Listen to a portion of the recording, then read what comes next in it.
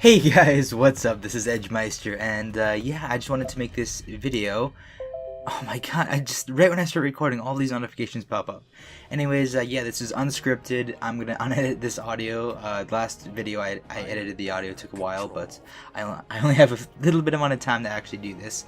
But anyways, yeah, so today I'm gonna be talking about Destiny 2 and what PC players can expect from it.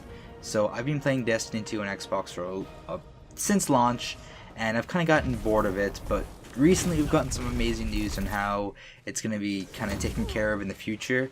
So I want to go ahead and talk about the pre-game, just the game, the post-game, and then what we can expect for the future of the post-game for PC players. So at launch, we're going to be in Season 1. So Destiny 2 is going to operate in seasons. There's going to be 4 seasons a year. They're going to be approximately 3 months long. Season 1 is going to be a little bit longer, probably because otherwise the PC version would have a very short season.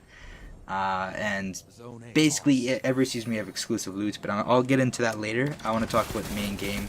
So there's been a lot of people saying a lot of good things, a lot of people saying a lot of bad things about the main story, and I just want to say it's kind of in the middle. It's leaning more towards a really good story, but I feel like they did play it a little bit safe. The ending was really cool, but it was a little bit disappointing. They could have done it a little bit better. I'm not going to spoil anything whatsoever though. There's some really cool set pieces in there. I feel like it could have been longer. They don't really flesh out the environments as much as I think they should have, but otherwise it's a very enjoyable main storyline, and I think most people will enjoy it. Like I said, there are those odd people who didn't enjoy it, but expect improved based on feedback, campaigns being added in DLCs in the future, and you are going to want to buy the Seasons Pass for Destiny 2, because if it's anything like Destiny 1, almost everything's in the DLCs. Well, not everything in the future is in the DLCs, so you're gonna get some new stuff once the DLC hits, but you're not gonna get a whole lot of it unless you actually buy the DLC. So make sure you buy the Seasons Pass if you're planning on staying long term. If you want to just finish the story, see if you like it first, go ahead and do that, then buy the Seasons Pass. But I personally would recommend getting the Seasons Pass because Destiny 1 went from about a 6 out of 10 to a 9 out of 10 within like a year. So I would definitely recommend, if you're gonna get this game and you're planning on playing it long term, to give it a chance, even if you're kind of iffy. But yeah, I think the main story is gonna be pretty good. And then after you beat the main story, you have kind of the next grind up to max level, and this is the post game. So people have been kind of iffy about the post game because it's actually really easy to get up to max level. You can do it without doing any of the raids or trials of the 9. But I think this is a good thing, because the way seasons seem to work is, I feel like it's kind of like a seasonal checklist. You have to get up to max level, and yeah, so if you're grinding hardcore and you reach the max level really fast, then just give it a chance. That's what I'm doing. I was kind of disappointed that they didn't bump up the level when the raid or the hard mode raid came out, but oh well. I'm going to talk about some activities now. So Trials of the 9, it's a PvP activity. You have to be at least 260 light to get into it. If you don't know how the leveling system, I'll quickly explain that right now, actually, before I explain Trials.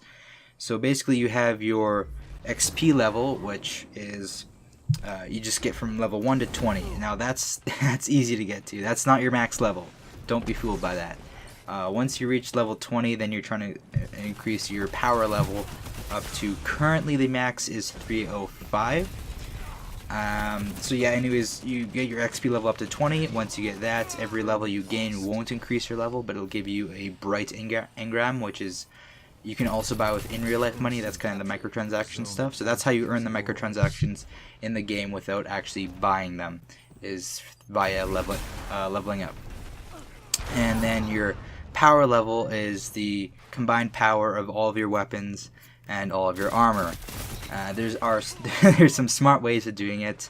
I would save up all your planetary tokens until you reach about 250, 255.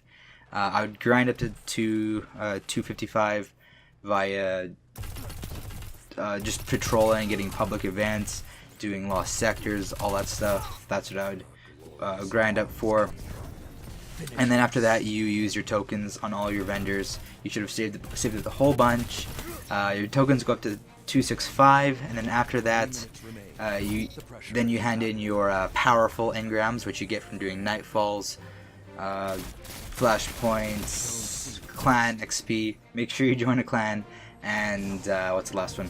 Call to Arms, the PvP quest, which is just by performing feats in the player versus player environment called the Crucible in Destiny 2. And then once doing that, once you get all that done, you've basically exhausted your weekly checklist. Then you go ahead and just grind out, try to get exotics, and exotics will help you bump up. And then once you get to a high enough level, all the planetary and all the vendors will start dropping at 5 levels below you, and you can kind of boost that level back up to around your level with legendary mods, which you can get randomly. Sometimes weapons and armor will drop with legendary mods on them, and legendary mods boost the power level of that by 5. That's why the max level is 305, not 300. Max level is actually 300, but with mods it's 305.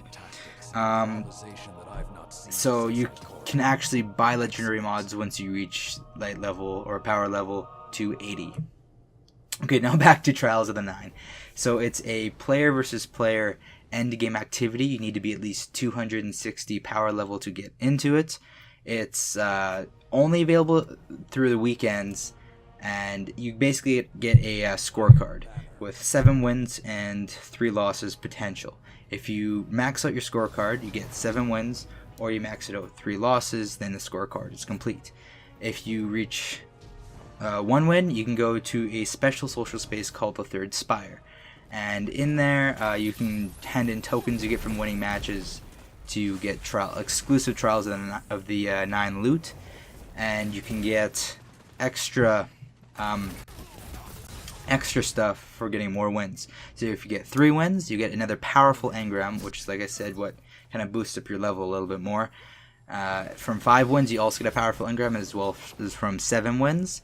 And if you reach 7 wins and 0 losses, you can go get exclusive flawless armor, as well as a flawless emblem that tracks the amount of times you went flawless. So that's 7 wins and 0 losses. That's kind of like the exclusive emblem, the bragging rights emblem.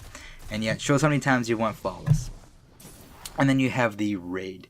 So I've never played a raid outside of Destiny. I've heard like World of Warcraft raids and stuff are bigger, they have more bosses and stuff. But Destiny 2's raid's a lot different. It's also a lot different from Destiny 1's raid.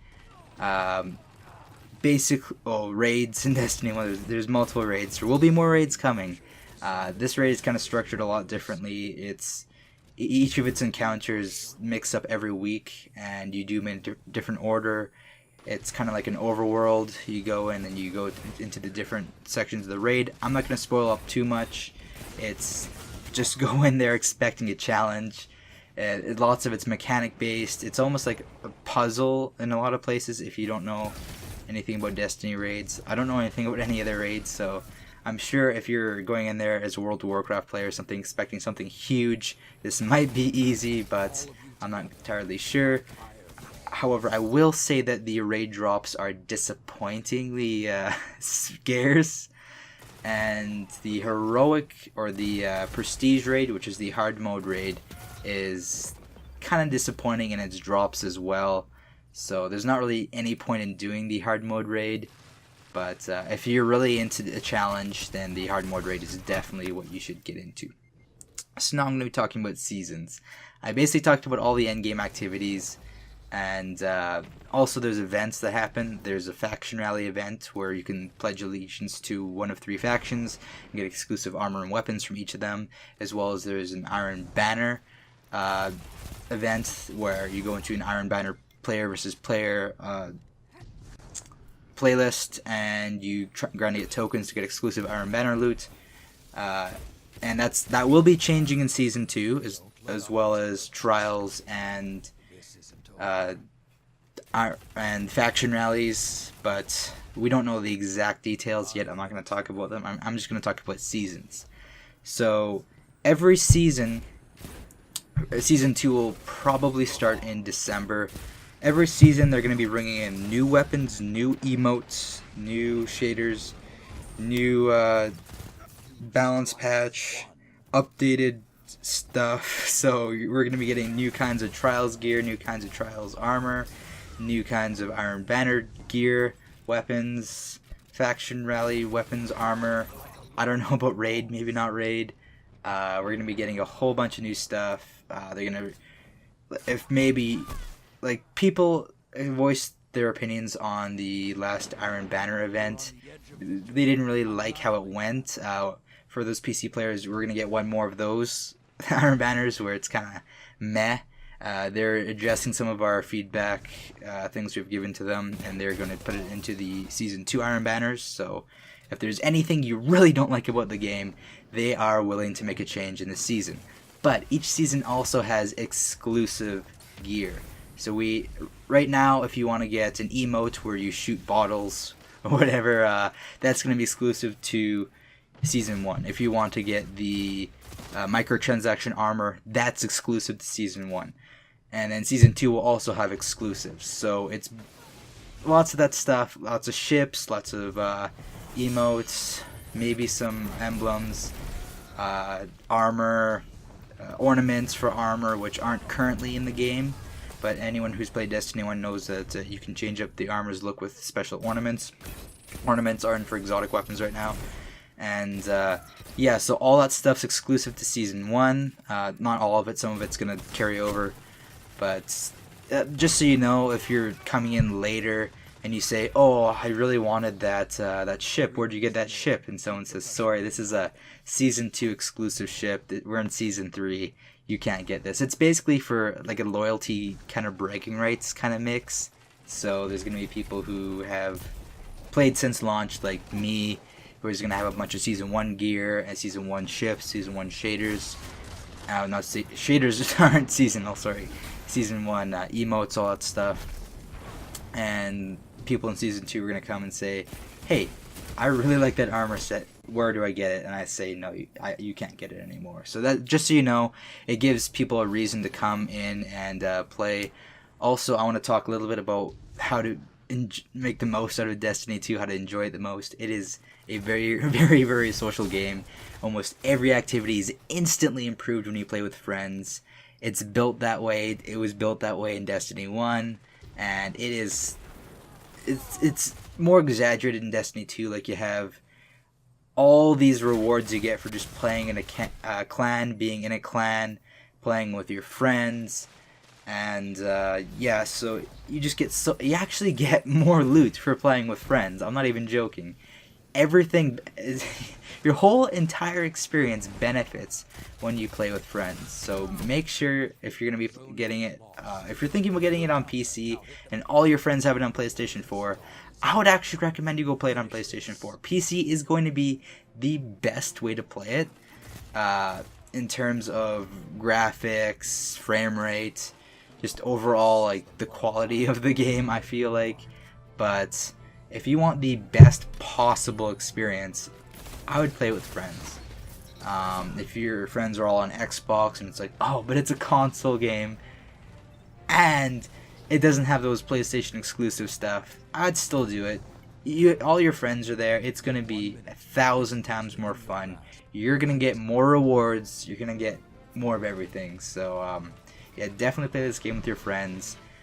For example, if your friends beat the raid and you haven't touched the raid, you will still get a chance to get some raid gear. If your friends get 7 wins of Trials of the 9 and you haven't even touched Trials of the 9, you're still going to get some Trials stuff. If your friends go in and they complete, they win a PvP match, you're going to get some PvP rewards. And for those to actually count, you need to have half your team in there be friends. So for example, Trials, it's 4v4, so there's 4 people on a team, so 2 of those people at least have to be in your clan. And for a raid, It's 6 players, so at least 3 of them have to be in your clan for your whole clan to get those rewards. Just so you know. And yeah, that's all I have to say. I really hope you guys enjoyed, and I hope you guys are prepared and excited for Destiny 2 on PC, and I hope I really helped some of those PC people. If they're kind of like wondering, hey, what should I expect coming into Destiny 2? Basically, right now, you can really exhaust the content if you're playing 24/7, if you're hardcore grinding the game, but they're going to be incrementally adding in each new season with new stuff to do, new rewards. It resets your clan rank, which your clan rank gives you certain clan bonuses. Like right now, if you reach clan rank 5, for example, you'll have more chance to get more tokens from trials, the raid, from PvP, all that stuff. And yeah. Anyways, I hope you guys enjoyed, and I will see you guys in the next one. Bye bye.